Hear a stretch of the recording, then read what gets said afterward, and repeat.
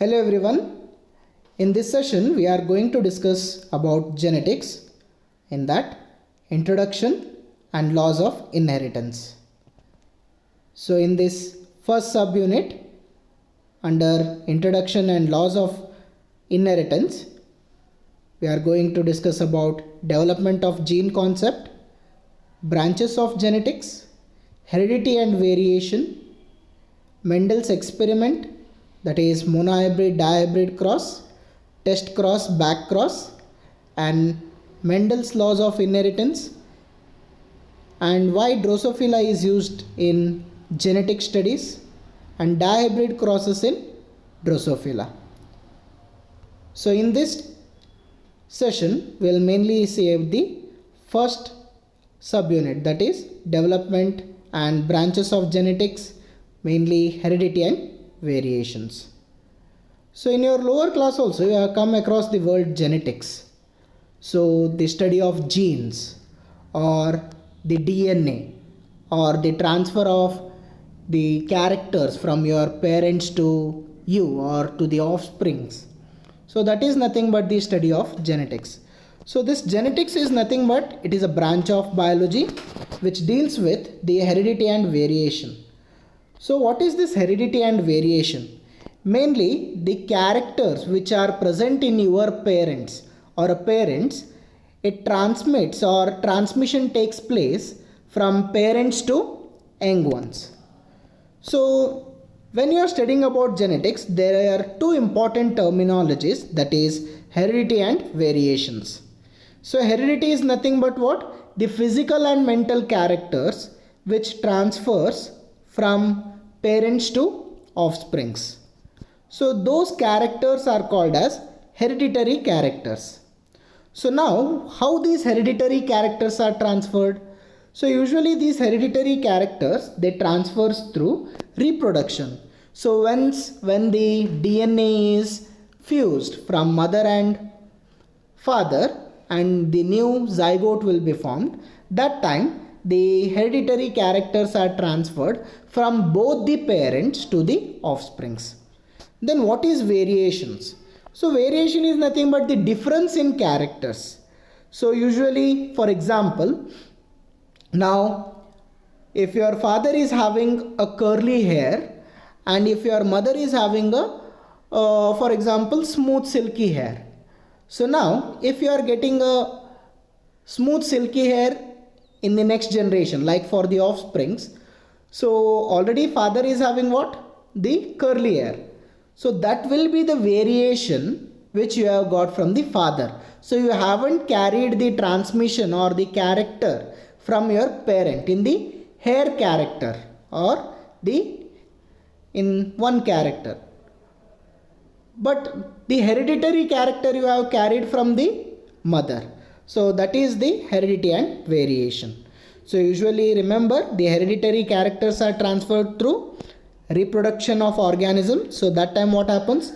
Fusion of gametes and the zygote will be formed. That time the hereditary characters are expressed in the offsprings. So the Gregor Mendel, John Gregor Mendel, so he is known as the father of not the modern genetics, I can tell the classical genetics. So he was the first person to study the different characters of a plant usually. So plants usually, so in the coming class we will be studying about pea plant and its characters. And Bateson is the person who denoted, like he gave the term genetics, but he studied both heredity and variation. Then he came to a conclusion that genetics is present. So on what basis did the Gregor Mendel discovered the genetics, or why he is known as father of genetics? So usually he started to study about the pea plant and he saw many different characteristics and different types of variation among them.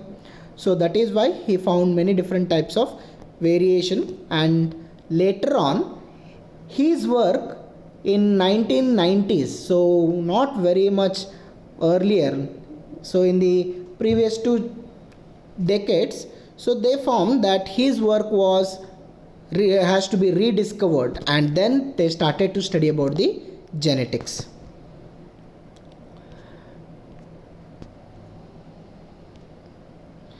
So these are some of the theories which were before the Mendelian genetics. So first theory, which was called as blending theory.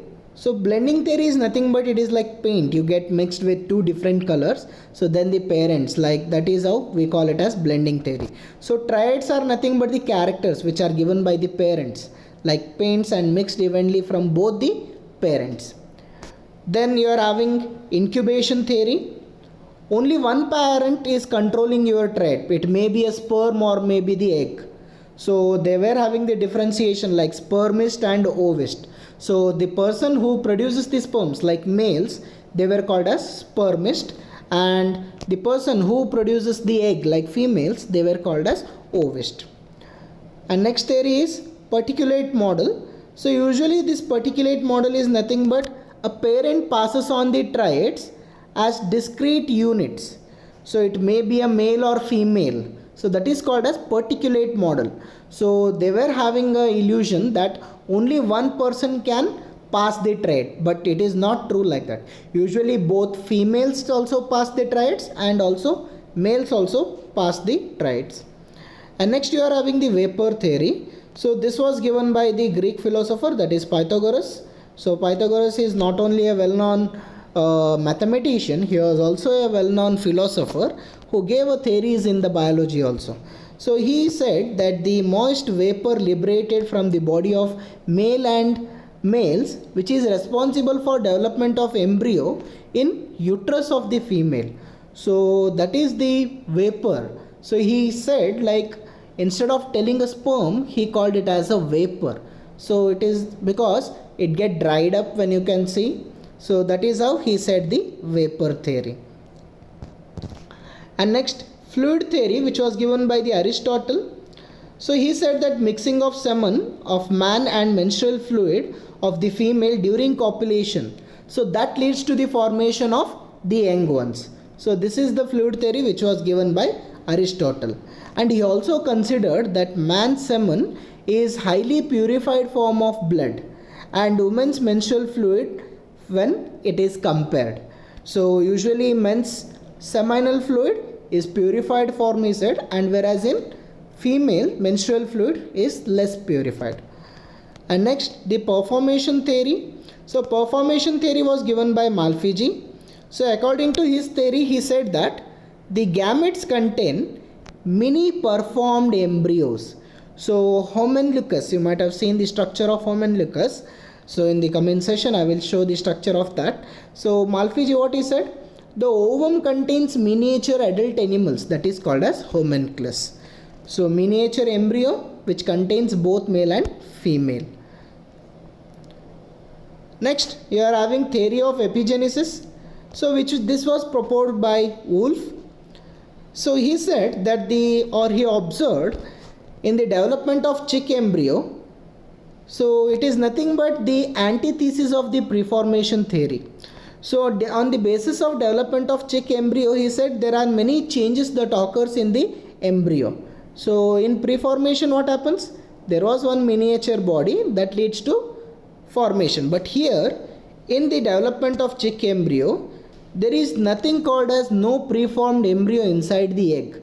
But there are some granule substance, and later those granule substance, they tend to form different types of germinal layers. Maybe epidermal layer, then hypodermal, then there's mesodermal. There are the different types of dermal layers formation. And next, particulate theory. So here the particulate theory, what happens? During copulation, semen of both parents united to form the embryo. So usually that is not true again. So semen of male has to be present and it has to be transported to the uterus. Then only the formation of embryo takes place. So this is about the particulate theory. And next, the pangenetic theory, so which was given by the Darwin. So what he said, he assumed that each cell of our body, they produce minute copy, that is called as gemmules or pangenes, so which are deposited in the testes or ovary. So somewhat related to the embryonic genesis or embryogenesis, but not up to the concept. So what he said, okay, there are some minute copies, or he wanted to tell about the genes, but till that time the word or the term gene or the genetics didn't had any or didn't discovered or not at all introduced. So that is how he said, he called it as gamules, and these gamules they liberated into the blood and they were deposited in both testes and ovary. And next, their last theory, that is germplasm theory. So this theory was proposed by the August Weismann.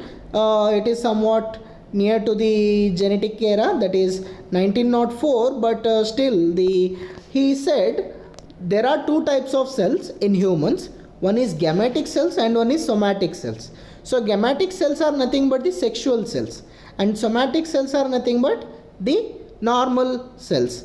Or usually what happens, the gametic cells helps in the reproduction and somatic cells helps in the growth of the organisms.